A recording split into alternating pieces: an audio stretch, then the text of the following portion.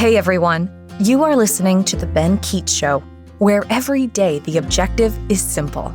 Ben will never stop fighting the fight and lighting the light on topics that affect you every day. Welcome, everybody. My name is Ben. This is the Ben Keech Show that you've tuned in today. I appreciate it. I am glad to have you, honored to have you, humbled to have you as on this show, we tackle a lot of topics. People ask me all the time, so what do you, I go into restaurants, I maybe talk to a server, a bartender, or whomever, and, so you have a podcast, what do you do? And, I'm like, we just talk about things that hopefully that are interesting to people. And they're like, well, like what? And, sometimes it's education and parenting and relationships. And sometimes I talk about my struggles in my own life. And, I don't have all the answers. I was called to this microphone. I was called to try to be a light. The name of the show is The Ben Keech Show. I struggled with what to name it. I said, well, I know myself. I'm just going to do that. And, our slogan on this show is light the light and fight the fight. And that was actually etched on my mother's tombstone. She died in 1989. And I have wanted to live her legacy and support her legacy in the things that I'm doing in my life. And so that's kind of the birthplace of this, folks. This is the 85th episode. And Perna, who's my right-hand man in this adventure, I don't know if either one of us would have thought we would have done 85 episodes. So it's an honor. I don't know when it's going to end. I don't know how long we're going to go, but I'm in for the long haul. I'm not going anywhere, and I'm very appreciative to have you guys here and hopefully hear and understand my heart, and just simply at the end of the day wanting to help people in whatever manner I can. So today, before I get to the episode today, I had this idea several months ago. If you know this shirt that I'm wearing right now, it's a lyric and a song title from an artist, Brendan James, who I've mentioned a time or two on the show. And Brendan James is a piano player, a singer, relatively obscure. I've met him a couple of times. I've gone to a couple of his concerts. This is one of his songs, Happy to Be Alive. And I love song lyrics. As some of you guys know, I do a lot of writing, working on a book, My Relationship with Love. That's going to be a collection of poems and writings. And I'm always drawn to song lyrics and just where they come from, how they hit you. Some of the greatest song lyrics from like an Ed Sheeran or a Taylor Swift, more common, to a Brendan James, who just always has this positive, upbeat, interesting, introspective way to look at the world and life and what we're doing. I love Christian music. I love non-Christian music. I just have a collection of things. And so I decided to make, this summer, 25 different shirts. And each of those shirts had a different song lyric. I actually just reordered another 35. And I'm ordering for family, for friends. I just give them away. There's a few people that chip in some money to kind of help me offset the cost. I do put the logo of my podcast on the back as a little bit of a shameless plug. But the idea of it is you should see it, guys. When I walk into a restaurant, when I walk into a store, when I'm walking down the street and I have a lyric on my shirt, people like, I was in Whole Foods the other day and they're like, oh, what's that? I was like, oh, just a song lyric. Like, who's the artist? Where do you get that? I was like, can I make one? I was like, sure. Just, I give people a card. I was like, hey, give me a lyric, give me something that you want to have done, and we'll make it for you. Because I think that, we see all the different ways that we represent ourselves with what we wear on our clothing. And I just like this way to, again, not make any money off of it, but just for fun, kind of have another unique way to express ourselves while giving honor to people who have, kind of come before us, if you will. So anyway, you'll see a variety of different shirts and future podcast episodes, because I'm just going to keep showing off some of my favorite musicians. So anyway, okay, so there's kind of a little bit of a long intro. We're going to get into the topic today. And the topic today is going to be a little bit more on the academic side. And it's dealing with a topic called the separation of church and state, which is something that you know about, you've talked about, you understand, but it's actually important to really kind of delve into and understand. I'm going to wait for the dog to quit drinking out of its bowl. Jenny. She's old. She's like 15 years old. It's one of the most annoying noises in my life to hear dogs drinking. I wish they could drink from a straw or quieter, but I have to be a little bit more patient, which sometimes tests me. Anyway, okay, we're back. So the separation of church and state. Stay with me on this, because there's going to be a couple key points. Everybody loves a good conspiracy theory, right? Last time we were talking about, Israel and 9/11 and who shot Charlie and all of these sorts of things that are drummed about. I would say the biggest and most influential, did we land on the moon? Who shot JFK? I mean, the list goes on and on. I would say you should investigate how the separation of church and state became the separation of church and state. So I'm going to give you a little bit of a quick history lesson. I want you to stay with me. The ending is good. Just stay with me. So we have in 1947, okay, there was a Supreme Court case, Everson versus the Board of Education. It was out of New Jersey, and it was should Catholic kids have paid for buses to take them to and fro? Public school kids did. Should private school kids, Catholic schools? Okay. There was a judge on the Supreme Court at that time. His name is Hugo Black, an ex-member of the KKK, a known racist. And one of the things we know about like some of those like Southern KKK folks is they didn't like Catholics too much. Like a lot of things, but it wasn't just racially motivated problems. It was also connected with faith, and they often were pretty anti-Catholic. So in the Supreme Court case in 1947, here's Jenny. She wanted to be a part of the show. She likes when I pet her, so she's just gonna sit here and let me pet her. You're famous right now. You didn't know that? You are. Yes, you are. In this Supreme Court case in 1947, Hugo Black was the one dissenter. He did not think Catholic kids should get a paid-for school bus. The other 8 justices did. So the case went that way. But he had to write what's called a dissenting opinion. So every Supreme Court case, you have a winner and a loser. One of the justices writes the concurring opinion, that's the side that wins, and one writes the dissenting opinion for the losing side. He wrote the dissenting opinion. And in his dissenting opinion, he had to come up with logical reasons for why this decision was, because at that time there really wasn't any. Kids were praying in school. Kids would learn in history class about the bulletproof George Washington, which is George Washington giving credit to God for protecting his life in a couple very key battles in the French and Indian War. These were in American history books. What is he supposed to do here? So what he did, because you have to understand, we don't have anything in any document, in any founding document, that alludes to the separation of church and state that we have right now. There's a letter written by Thomas Jefferson, and that letter written by Thomas Jefferson had the phrase, this is a personal letter, by the way, had the phrase to the Danbury Baptists, a group in Connecticut, had the phrase separation of church and state. It's the only time we see that phrase. And that phrase was basically reassuring the Baptists in Connecticut, which they were a minority at the time, that they were going to be allowed to practice their religion. That the government wasn't going to stop them or censor them from practicing their religion.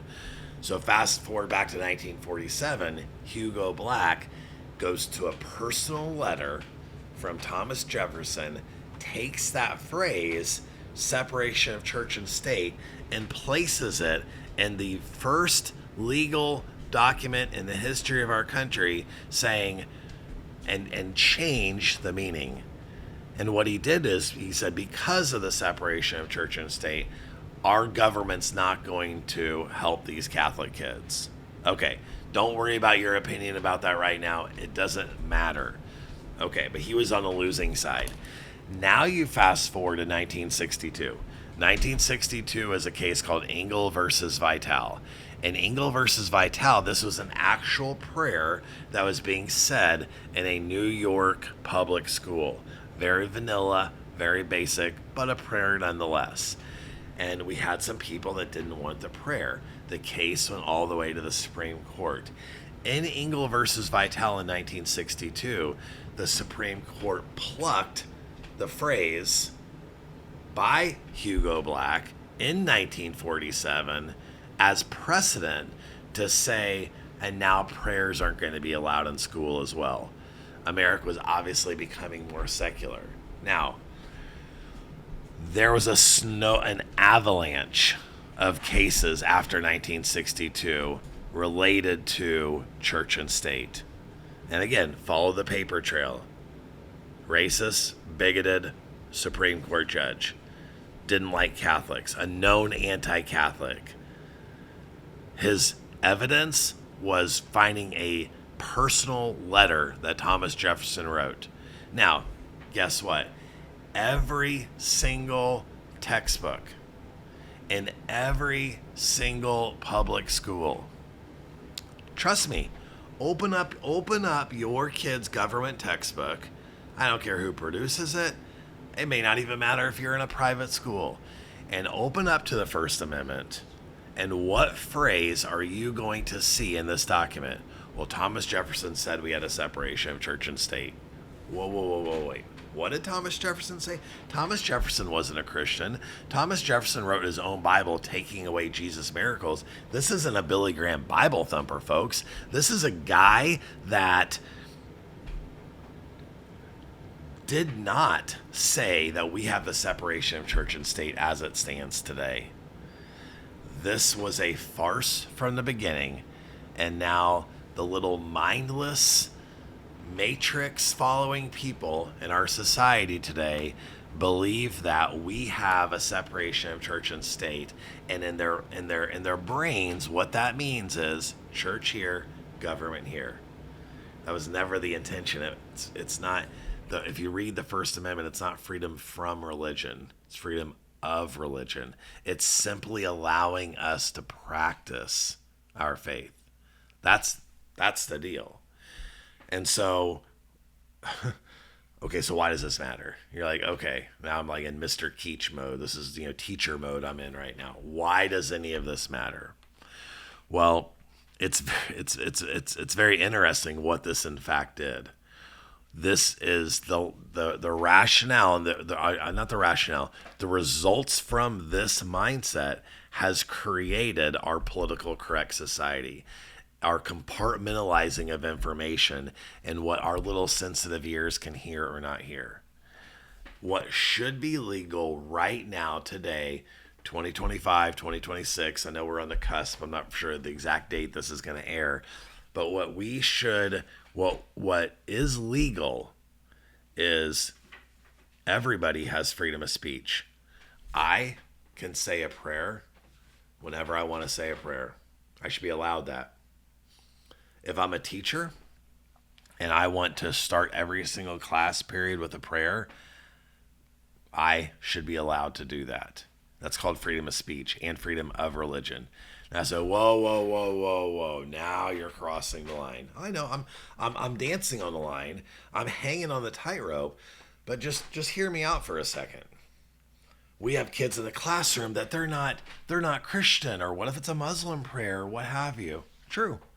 So you're trying to tell me that by sitting in the same room as somebody who is praying is going to warp and mess up your mind? What is that going to hurt? You don't have to pray. It's not forcing anyone to pray.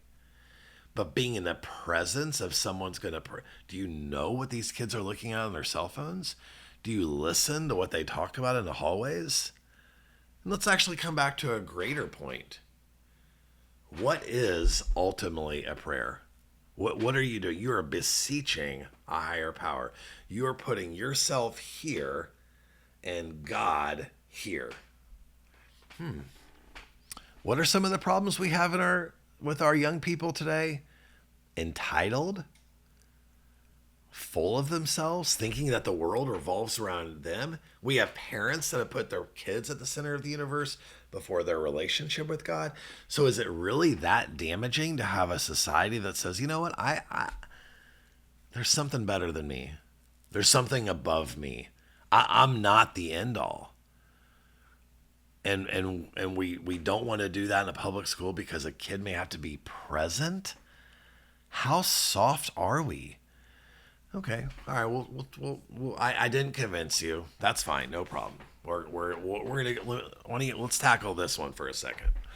So let's say that we do a good job of compartmentalizing this whole religious thing.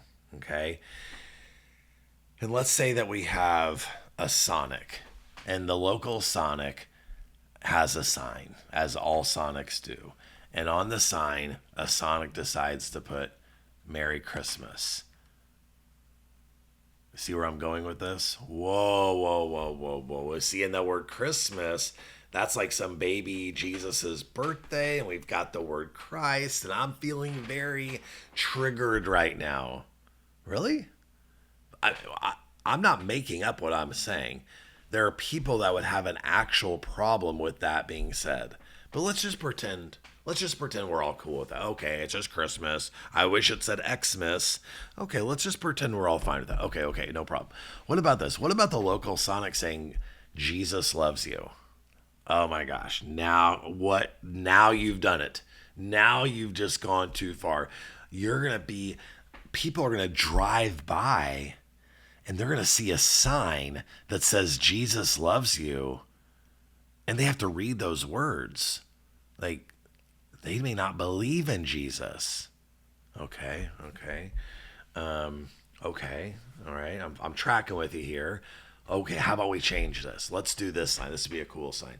Let's say that the local Sonic says, Muhammad loves you. Muhammad loves you. Haven't heard that one before, but okay. I'm curious, do you think that if I saw a sign that said Muhammad loves me, I mean, what am I gonna do?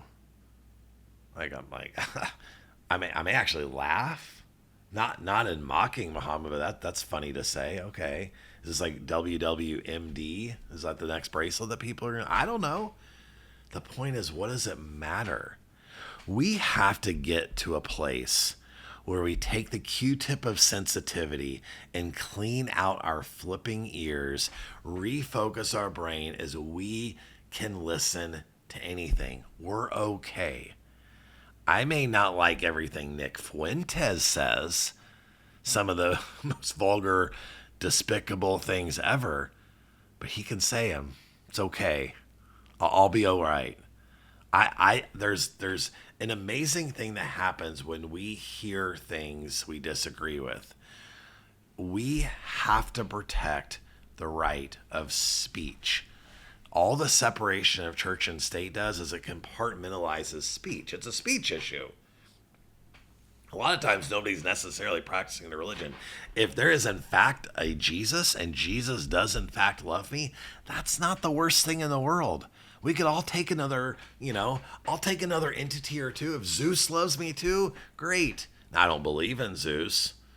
I'm a Christian. I know there's overlaps with some small elements of Christianity and Islam and Judaism. And if I don't know, what I know about Muhammad is I don't think he loved me. But whatever. You want to believe that? You want to put that on the sign? More power to you. Make a billboard, for crying out loud. Put some flashing lights. Make it really cool. I think that'd be kind of relatively entertaining. Like, that's fine. The basis of the separation of church and state is on false information. It was constructed ultimately by secular, liberal, and even in this case, a racist individual to compartmentalize religious speech. And then it just went crazy. Now, what else happened in the 1960s and 1970s? Suicide went up, divorce went up, violent acts went up, more people in jail. I mean, folks, do you think that when you, in effect, remove God, the discussion of God, the acknowledgement of God, prayer to God, is it that crazy for us to think that when that happens in 1962 and there's a flood of Supreme Court cases after that limiting religious speech, is it a wonder that we have these self-entitled brats walking around our public schools? Is it a wonder that we don't have the humility needed to look and say, there is a God bigger than me. I am not the center of everything. My psychology teacher in college wants me to have more self-love. My teachers at school want me to believe in myself. But I'll tell you what, there's much more power in the belief in myself when I know that there's a God of the universe that put me here, that has intention with my life, that this world is not a collection of random accidents. This is not just a bunch of mutations that have entered the cosmos to create the human being that you see in front of you right now. This is not an accident. And to void out of fear of and sensitivity of what people may think, what is that doing to our society? What is that doing to our culture? Well, I can tell you what it's doing. It leads to somebody pulling the trigger, the 22-year-old, by the way, that pulled the trigger to take Charlie's life. See, that's actually what happens. Because what in his mind, let's say that he was gay, he's dating a trans guy, whatever, it got a little confusing for me, I'm a simple man. But whatever's going on in his life, he had to listen to something he had not heard before. Charlie Kirk had the gonads to come and have an opinion about homosexuality that wasn't even allowed to sniff itself onto these campuses. How does this guy do it? What's going on? And the hate and the anger and the confusion that brewed in him. You're talking about Jesus and you're on a call. Like, what's going on right now? The little snowflakes, you understand why they're snowflakes. They're not snowflakes because they're born snowflakes. They're snowflakes because, unfortunately, too many liberal pansy educators have gotten a hold of them and softened them up and coddled them and protected them and have demonized so many things, and it all is under the illusion that we have the separation of church and state where we can't hear or talk about God. I don't know about you. It's my opinion that I think our society could use a little bit more God. I think we can use a little bit more of, you know what, I need to humble myself. I need to have, I need to look at my life and what I'm doing with my life, not from the vantage point of self-service, but actually serving others. No one served others like Jesus of Nazareth. No one paid the sacrifice that he did. Whether you believe in him or not, that's what happened in his life. And I don't want to ever, I want to be very clear, I don't want to ever force anyone to do anything religious, ever. But doing something religious and hearing somebody talk about God are two completely different things. We have freedom of religion. I have the freedom to follow the atheist religion. I do think atheism is a religion. That's for another episode. I have the freedom to follow my free will, to believe what I want to believe. But I can listen to what other people say and make decisions. It's the beauty of what Charlie did, and it's the unfortunate malignment of the separation of church and state, where people have made it what they wanted to rid our society as much as possible from religion. I don't think it does a lot of good. So Folks, thank you for listening. Seriously, going back to the original part, if you want a shirt, let me know. I'll make you one. I've got a good friend of mine. He's got a great company. I like to support his company. Him and I go to happy hours together. He's just a good dude. It's a good small business. I don't take any money.